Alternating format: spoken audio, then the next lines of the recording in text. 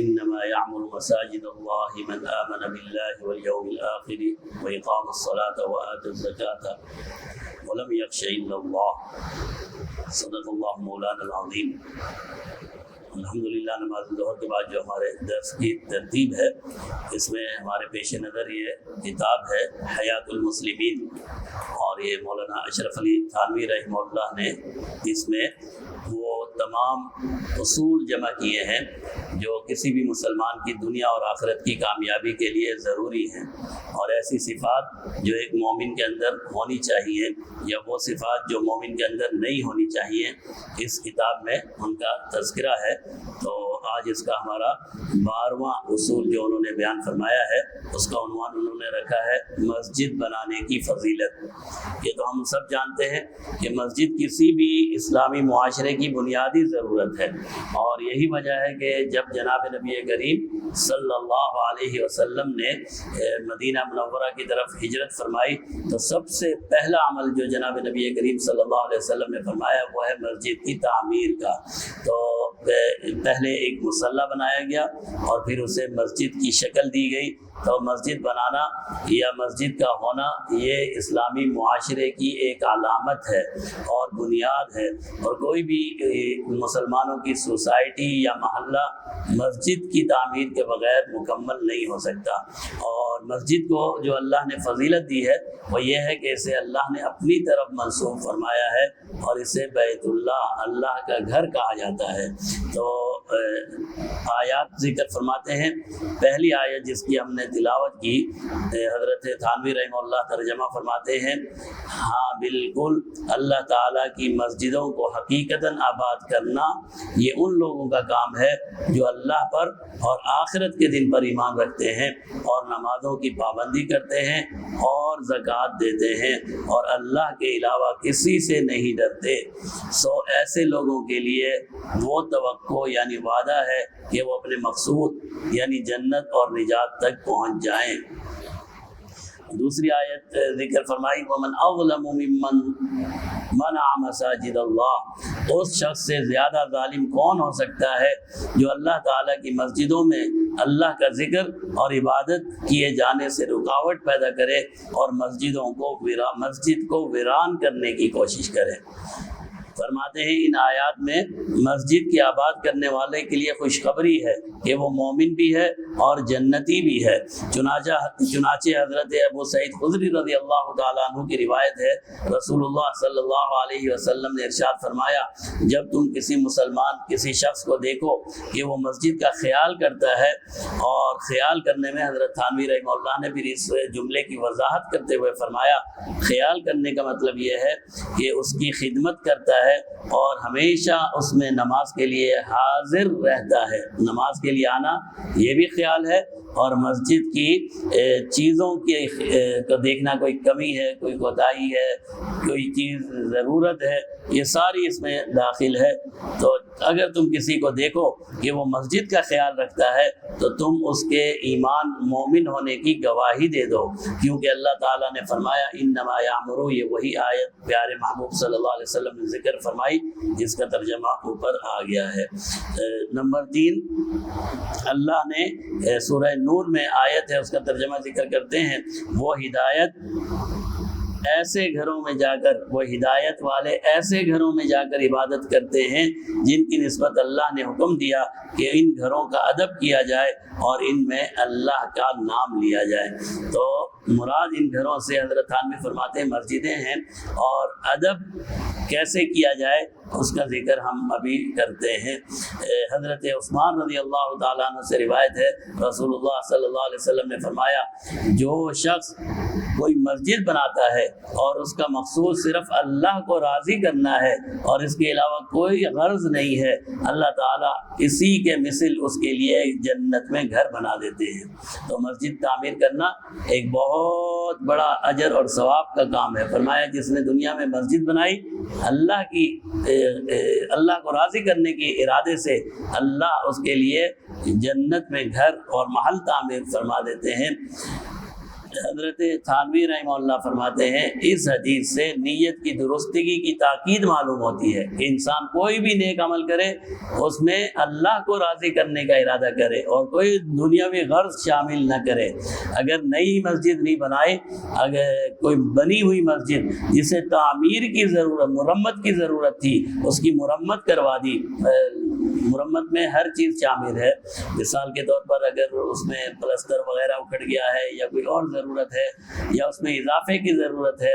یا اس کے پنکھے وغیرہ خراب ہو گئے ہیں، ساری چیزیں اس میں شامل ہیں، رنگ و روغن ہے۔ فرمایا کسی نے مسجد تو تعمیر نہیں کی لیکن کسی تعمیر کی ہوئی مسجد کی مرمت کروا دی، اس کے لیے بھی یہ ثواب ہے، کیونکہ حضرت عثمان رضی اللہ تعالیٰ عنہ نے اپنے دور میں مسجد نبوی کی مرمت کروائی تھی، دوبارہ سے اسے مرمت کروا کے اس کی جو بھی ضروریات تھی پوری کی تھی اور اس کے بعد یہ حدیث بیان کی تھی۔ اور دوسری حدیثوں سے بھی اس کا ثبوت ملتا ہے۔ حضرت جابر بن عبداللہ فرماتے ہیں کہ جو شخص کوئی مسجد بنائے، بنانے میں مال خرچ کرنا یا محنت کرنا دونوں آ گئے۔ ایک آدمی کے پاس مال نہیں ہے لیکن وہ مٹی اٹھا سکتا ہے، گارا بنا سکتا ہے، کوئی بھی خدمت کر سکتا ہے، مستری کو بلاک اٹھا کر دے سکتا ہے اور رات کو چوکیدارہ کر سکتا ہے، کوئی بھی خدمت کر سکتا ہے مسجد کی، دونوں آ گئے۔ جمع الفوائد میں جمع الفوائد حدیث کی ایک کتاب ہے، جمع الفوائد میں حضرت رزین حضرت ابو سعید خدری کی روایت بیان فرماتے ہیں کہ رسول اللہ صلی اللہ علیہ وسلم مسجد نبوی کے بناتے وقت خود کچی اونٹیں اٹھا کر لا رہے تھے۔ آپ صلی اللہ علیہ وسلم جب مسجد نبوی کی تعمیر ہو رہی تھی تو کچی اینٹوں سے تعمیر کی گئی تھی، آپ صلی اللہ علیہ وسلم خود اپنے مبارک ہاتھوں سے یہ اینٹ اٹھا کر لا رہے تھے اور ان صحابیوں کو دے رہے تھے جو یہ اینٹ سے دیوار بنا رہے تھے۔ تو پھر اس حدیث کی طرف لوٹتے ہیں، فرماتے ہیں کہ اس حدیث میں آیا ہے خواہ وہ قطات پرندے کے گھونسلے کے برابر ہو، جس نے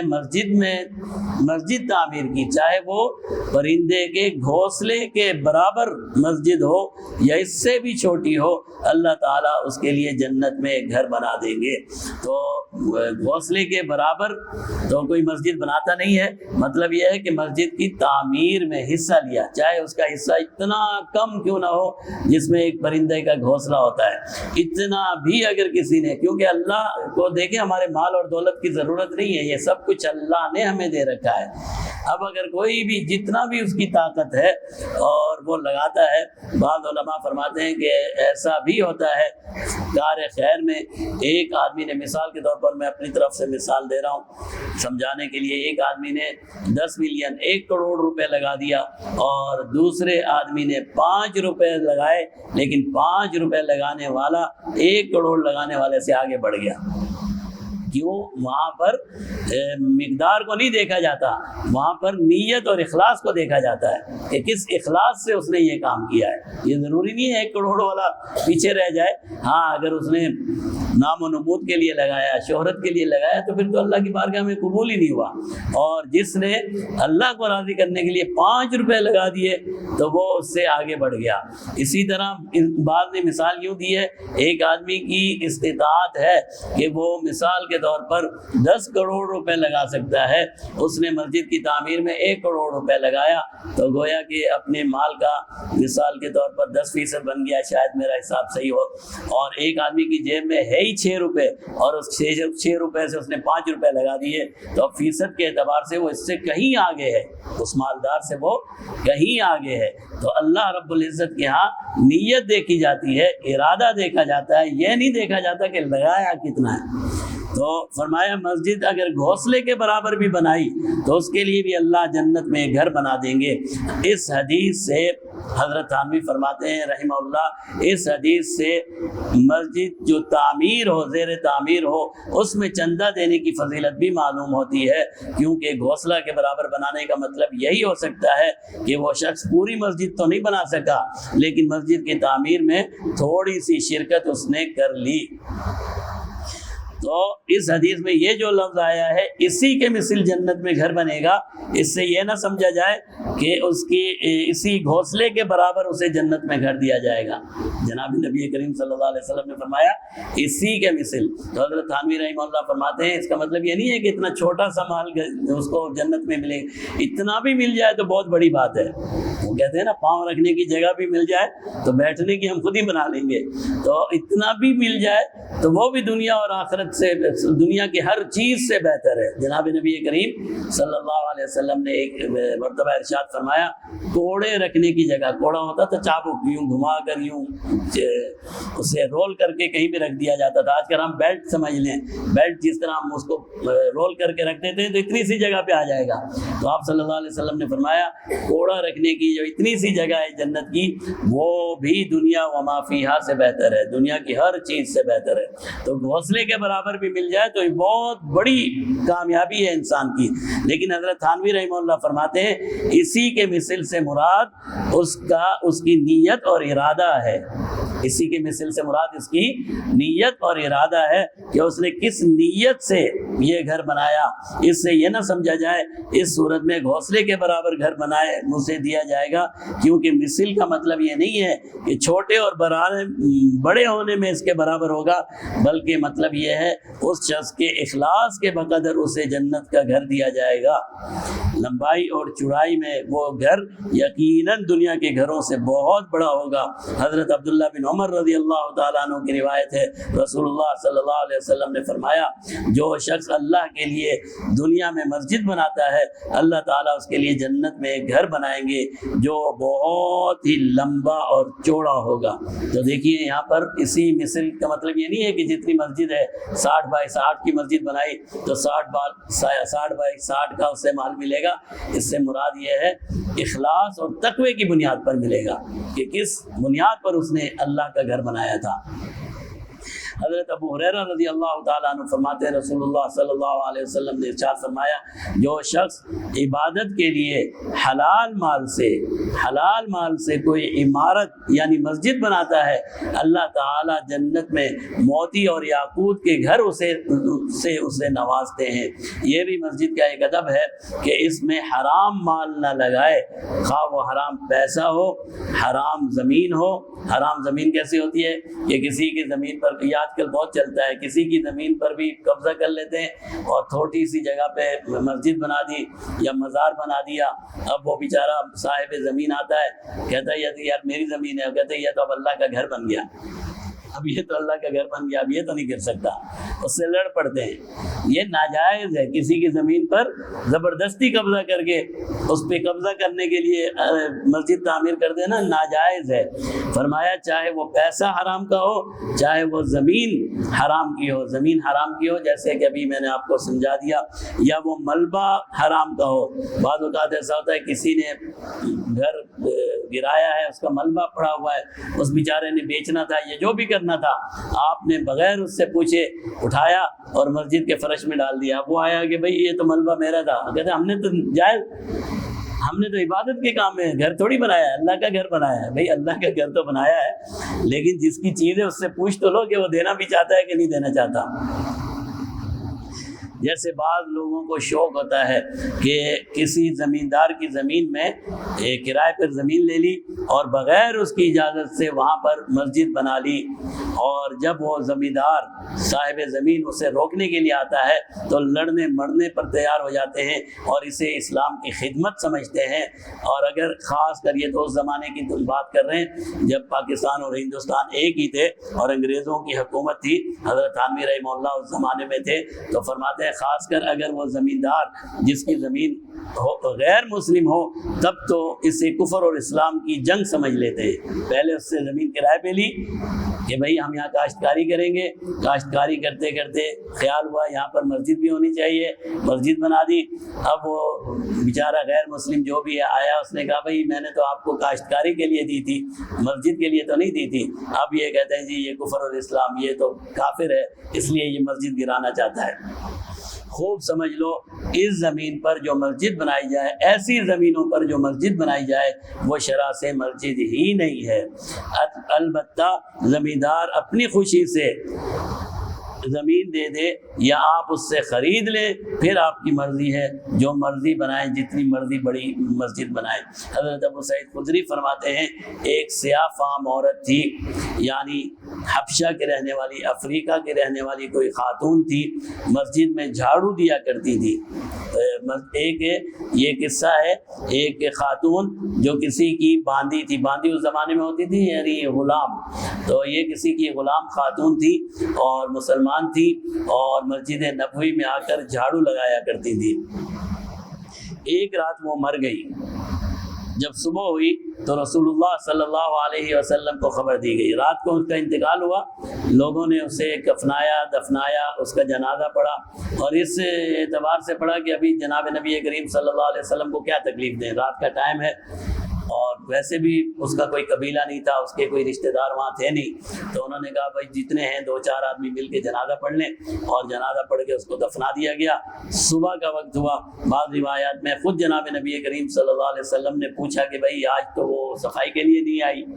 تو بتایا گیا وہ تو فوت ہو گئی ہے۔ بعد میں ہے کہ صبح آپ کو بتایا گیا کہ اس خاتون کا رات انتقال ہو گیا تھا، ہم نے اسے دفنا دیا۔ آپ صلی اللہ علیہ وسلم نے فرمایا تم لوگوں نے مجھے کیوں نہیں بتایا؟ پھر آپ صحابہ کرام کو لے کر قبرستان تشریف لے گئے، اور اس کی قبر پر کھڑے ہو کر اس پر تکبیر فرمائی، تکبیر سے مراد ہے نماز جنازہ پڑھا، اور اس کے لیے دعا کی، پھر واپس مسجد تشریف لے آئے۔ تو یہ جنازہ پڑھنا، اس کے مسئلہ یہ ہے کہ اگر خدا نخواستہ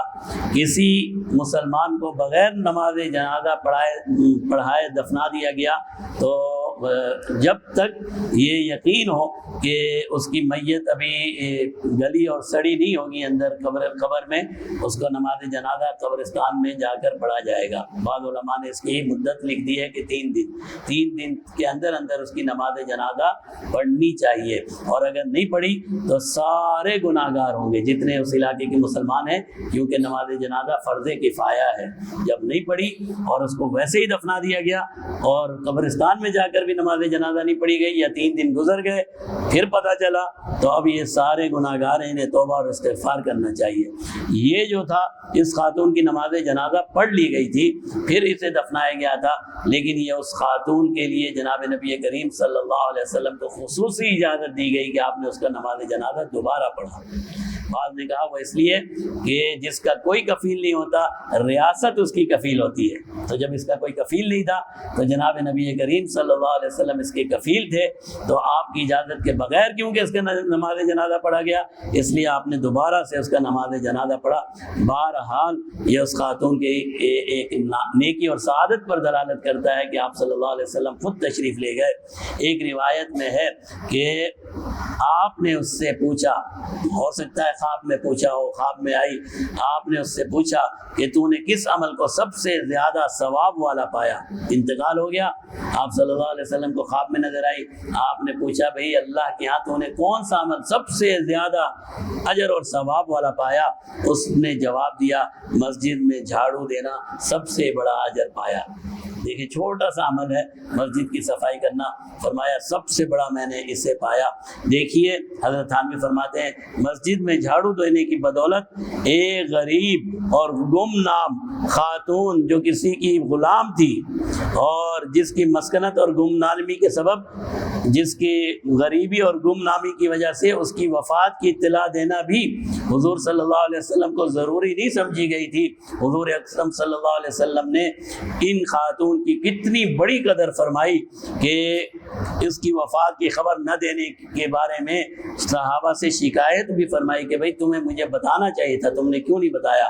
قبرستان بھی تشریف لے گئے، قبر پہ جا کر نماز جنازہ بھی پڑھی، اور یہ نماز جنازہ پڑھنا حضور اکرم صلی اللہ علیہ وسلم کی خصوصیت تھی، اور اس کے لیے دعا بھی فرمائی۔ پھر حضور کے پوچھنے پر خود اس نے اس عمل کی کتنی بڑی فضیلت بیان کی۔ افسوس آج کا مسلمان، ہم اور آپ مسجد کی صفائی کرنے کو عیب اور ذلت کا کام سمجھتے ہیں۔ ہم کہتے ہیں بھائی ایک خادم رکھ تو رکھا ہے، ہماری ذمہ داری تھوڑی ہے، اور بعض اوقات تو ایسا ہوتا ہے ہمارے سامنے کچرا پڑا ہوتا ہے، بھائی اٹھا کے باہر پھینک دو، نہیں، وہ جائیں گے امام صاحب کو لے کے آئیں گے, مؤذن کو لے کے آئیں گے, خادم کو لے کے آئیں گے, کہیں گے دیکھو کچرا ہے. بھائی اس کی ذمہ داری ہے, ٹھیک ہے, لیکن میری اور آپ کی بھی تو ذمہ داری ہے کہ مسجد کو صاف ستھرا رکھے. تو اسی طرح بعض لوگوں کے جوتے چوری ہو جاتے ہیں, یہ بھی ایک مسئلہ تو ہے, لیکن جوتوں پہ مٹی وغیرہ لگی ہوتی ہے یا ایسی چیزیں لگی ہوتی ہیں, وہ آ کے صف پہ رکھ دیتے ہیں, صف کے آگے رکھ دیتے ہیں, قالین پہ رکھ دیتے ہیں. اب دوسرے کو تکلیف ہوتی ہے اس سے. اب یہ ایسے کام کرنا مسجد میں جس سے نمازیوں کو تکلیف ہو, تو یہ تو ویسے بھی کام صحیح نہیں ہے. تو ان چیزوں سے ہمیں پرہیز کرنا چاہیے. کوئی بھی ایسا کام جو مسجد میں نمازیوں کے لیے تکلیف کا باعث بنے, اور ہمیں وہ تو ایسا ہے کہ راستے میں بھی اگر کوئی تکلیف دہ چیز نظر آ جائے اس کو ہٹانا بھی اجر اور ثواب کا باعث ہے. چہ جائے کہ وہ مسجد ہو, مسجد کی صفائی کا تو خصوصی اہتمام کرنا چاہیے ہم سب کو. حضرت ابو سعید خدری رضی اللہ تعالیٰ عنہ فرماتے ہیں رسول اللہ صلی اللہ علیہ وسلم نے فرمایا, جس نے مسجد سے ایسی چیز باہر نکال دی, یعنی کوئی چیز تھی جس سے لوگوں کو تکلیف ہوتی تھی, اس چیز کو مسجد سے نکال کر باہر رکھ دیا, جیسے کوڑا کرکٹ ہو گیا, کوئی کباڑ ہو گیا, کانٹا ہو گیا, یا فرش پر پتھر پڑا ہوا ہو, کوئی بھی چیز ایسی اسے مسجد سے نکال دی. صرف نکالنے کی بدولت اللہ رب العزت اس کے لیے جنت میں ایک گھر بنا دیتے ہیں. اللہ اکبر, کتنا بڑا اجر اور ثواب ہے. ہمیں تو ڈھونڈنا چاہیے کہ اگر مسجد میں کوئی ایسی چیز ہمیں نظر آ جائے فوراً اسے اٹھانا چاہیے, اور اس نیت سے اٹھانا چاہیے کہ اللہ کا گھر ہے, مسجد نمازی آئیں گے اور نماز پڑھیں گے, تو کوشش یہ کرنی چاہیے کہ ایک تو ہم مسجد کے ساتھ جڑے رہیں, اور مسجد کے ساتھ جڑے رہنا یہ ہے کہ اس میں نماز کے لیے حاضر ہوں. آخر میں جو خلاصہ حضرت تھانوی رحمہ اللہ فرماتے ہیں, وہ فرماتے ہیں تمام احادیث سے یہ معلوم ہوا مسجد جیسے نماز, ہم نے وہ حدیثیں کچھ چھوڑ دی ہے, ٹائم نہیں ہے. فرماتے ہیں ان احادیث سے یہ معلوم ہوتا ہے مسجد جیسے نماز پڑھنے کے لیے ہے, اسی طرح علم دین سیکھنے کے لیے بھی مسجد ہے. سو مسجد میں ایسا ایک شخص ضرور ہونا چاہیے جو لوگوں کو دین کی باتیں بتلایا کرے. الحمدللہ آج کل علماء امام ہوتے ہیں جو یہ کام کر سکتے ہیں. یہ سب حدیثیں مختلف کتابوں سے لی گئی ہیں. اب ان حدیثوں سے جو مسلمانوں کے معاشرے کا دستور العمل نظر آتا ہے وہ یہ ہے, ہر چھوٹی بڑی بستی میں وہاں کی ضرورت کے موافق ایک مسجد بنانی چاہیے, اور وہ مسجد حلال مال سے تعمیر کرنی چاہیے, اور اس مسجد کے لیے زمین بھی حلال ہونی چاہیے. مسجد کا ادب کرے, یعنی اس کو پاک اور صاف رکھے. اس میں جھاڑو دینے کی ضرورت پڑے تو جھاڑو بھی دے دیا کرے, اور اس ضروری خدمت کا خیال رکھے. بدبودار چیزیں جیسے تمباکو وغیرہ کھا کر یا ایسی چیزیں استعمال کر کے مسجد میں نہ آئے, وہاں بیٹھ کر دنیا کا کوئی کام یا دنیا کی کوئی بات نہ کرے. مردوں کو نماز مسجد میں پڑھنی چاہیے, اور بغیر کسی عذر کے نماز بجماعت نہیں چھوڑنی چاہیے. مسجد اور جماعت کے ساتھ نماز پڑھنے میں جہاں دیگر فائدے ہیں, یہ فائدہ بھی ہے کہ مسلمانوں کا ایک دوسرے سے تعلق بڑھتا ہے, ایک دوسرے کے حالات سے واقفیت رہتی ہے. حضرت مالک رضی اللہ تعالیٰ عنہ کی روایت میں یہ بات بھی ہے کہ ایک مرتبہ حضرت عمر رضی اللہ تعالیٰ عنہ بازار تشریف لے گئے, اور سیدنا سلیمان کا گھر مسجد اور بازار کے درمیان تھا. تو آپ ان کے گھر تشریف لے گئے اور پوچھا, میں نے سلیمان کو صبح کی نماز میں نہیں دیکھا. تو جب ایک مسلمان مسجد میں نہیں آتا, لیکن ہم تو اللہ معاف فرمائے ویسے ہی نہیں آتے, لیکن جب روزانہ کسی کے آنے کی عادت ہو تو پھر دیگر نمازیوں کو اس کی فکر ہوتی ہے کہ بھئی آج یہ کیوں نہیں آیا, اس کے گھر جانا چاہیے, شاید اس کی طبیعت خراب ہو. ایک دوسرے سے آگاہی رہتی ہے. مسجد کا ایک علماء نے یہ فائدہ بھی ذکر کیا ہے کہ مسجد میں ایک ایسا شخص اہل محلہ کو رکھنا چاہیے, عالم, جو بستی والوں کو مسئلے مسائل بتلاتا رہے, اور جب بھی اسے فرصت ملے وہ مسجد میں جا کر بیٹھ جایا کرے, اور وہاں جا کر وہ دین کی باتیں لوگوں کو سکھایا کرے. اگر سب آدمی اس کی پابندی رکھیں اور تو ثواب کے ساتھ ساتھ اس میں علم دین حاصل کرنے کا بھی فائدہ ہے. ہاں یہ بات ضرور ہے کہ حدیثوں میں آیا ہے عورتوں کے نماز کے لیے ان کا گھر مسجد سے بہتر ہے. اللہ تعالی ہم سب کو توفیق عطا فرمائے. الحمدللہ. لله رب العالمين الرحمن الرحيم مالك يوم الدين اللهم صل وبارك على محمد وعلى آله وصحبه أجمعين. یا الہ العالمین جو کچھ پڑھا جو کچھ سنا یا اللہ اس پر عمل کرنے کی توفیق عطا فرما دے. یا الہ العالمین ہمیں اپنے محلے کی اپنے شہروں کی مسجدوں کو آباد کرنے کی توفیق عطا فرما دے. یا الہ العالمین ہم سب کو نماز بجماعت کی توفیق عطا فرما دے. یا الہ العالمین یا رب کریم یا اکرم الاکرمین رمضان المبارک کی رحمتیں مغفرتیں بخششیں ہر قسم کی سعادتیں یا اللہ لیلۃ القدر کی رات صحت و عافیت کے ساتھ عبادت میں گزارنے کی توفیق عطا فرما دے. یا الہ العالمین رمضان کی برکت سے یا اللہ اپنے فضل سے رمضان میں جن اعمال کو حاصل کرنے کی توفیق عطا فرمائی ہے یا اللہ ہم عاجز ہیں کمزور ہیں یقیناً ہم سے کوتاہیاں ہو رہی ہیں یا اللہ محض اپنے فضل و کرم سے ہماری کوتاہیوں کو معاف فرما دے اور رمضان کے ان تمام اعمال کو خصوصاً روزوں کو تراویح کو ذکر اذکار کو اپنی بارگاہ میں قبول فرما لیں. یا الہ العالمین جس ذوق اور شوق سے ہم نے رمضان المبارک کا آغاز کیا ہے یا اللہ انتہائی رمضان تک اسی ذوق اور شوق سے عبادت کی توفیق عطا فرما دے.